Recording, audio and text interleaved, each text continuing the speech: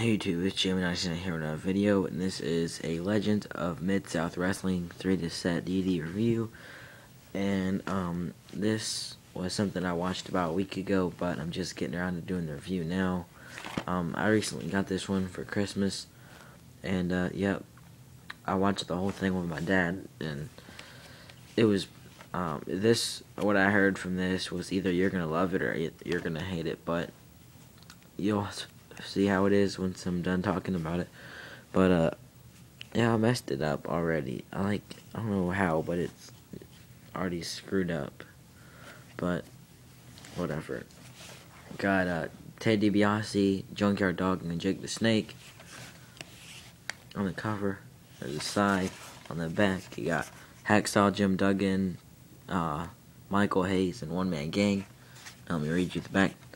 For the first time ever, WWE presents the Legends of Mid-South Wrestling. One of the 1980s hottest territories, Mid-South garnered national attention for its revolutionary storytelling and bruising athletic matches orchestrated by no-nonsense promoter Cowboy Bill Watts.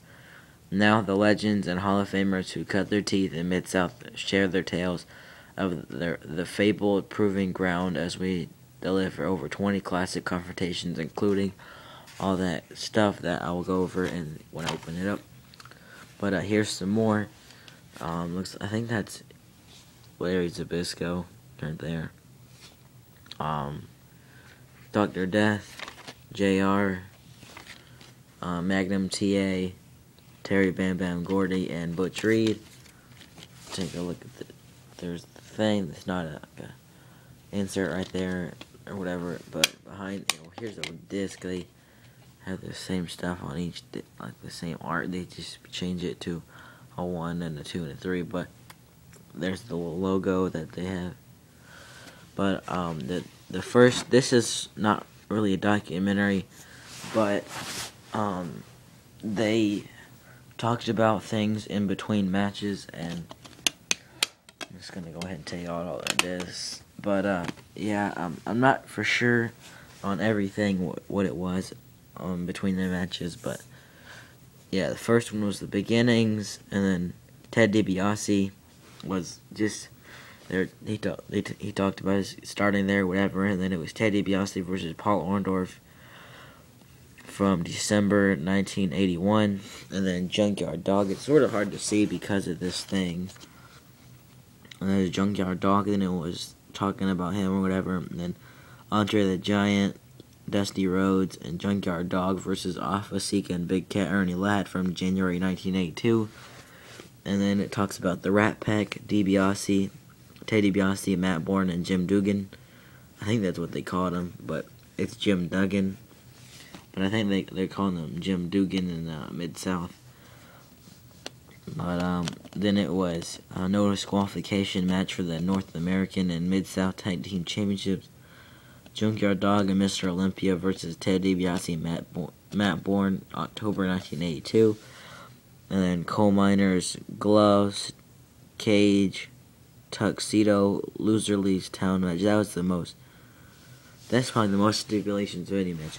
Coal Miners, Gloves, Steel Cage, Tuxedo, Loser Leaves Town match. That's a handful of stipulations. Hacksaw Jim Duggan versus Ted DiBiase. Travel of the territory. I think I was just talking about travel in the territory. And then Tony Atlas benches 500 pounds, January 1983. It's pretty cool. And then Ted DiBiase, or Mid-South Tag Team Championship match. Ted DiBiase and Matt Bourne versus Andre the Giant and Tony Atlas, February 1983. Magnum TA, talks about Magnum TA, whatever, being in Mid-South. And then announcement of Magnum TA's manager, November 1983. I don't remember what that was.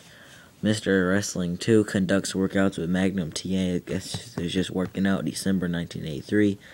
Magnum TA and Mr. Wrestling versus the Midnight Express from March 1984. North American Heavyweight Championship match, Mr. Wrestling 2 versus Magnum TA, May 1984. On to disc 2.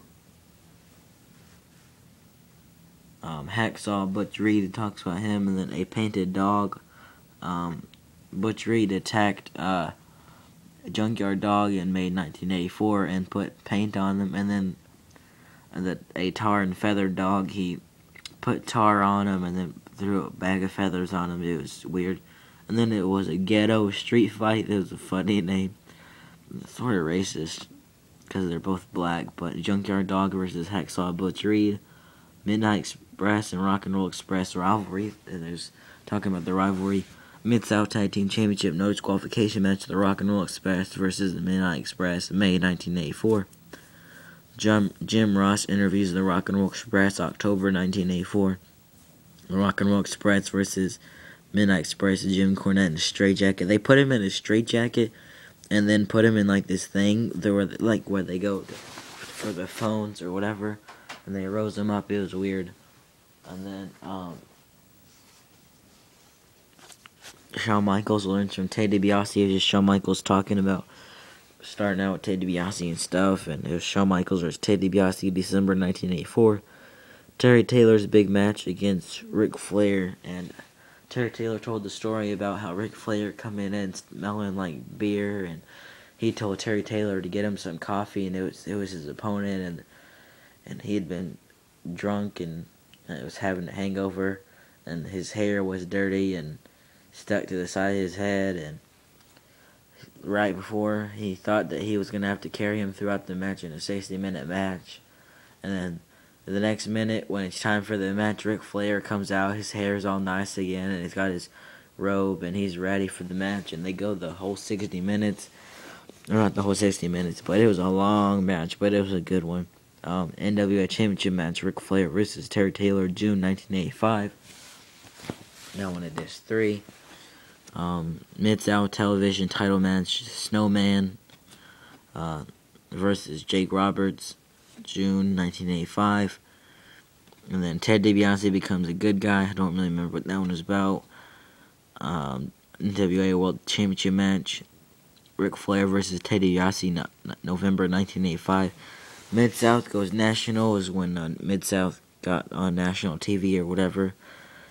And then Rick Steiner versus Nick Patrick, and Rick Steiner was just Rick Steiner, and it was weird how his name was Rick Steiner as his last name, but whatever. And then I think it was Nick Patrick, the referee from like WCW, and then I think when they talked about Mid-South goes national, I think that's when they changed to UWF and got on national TV as UWF.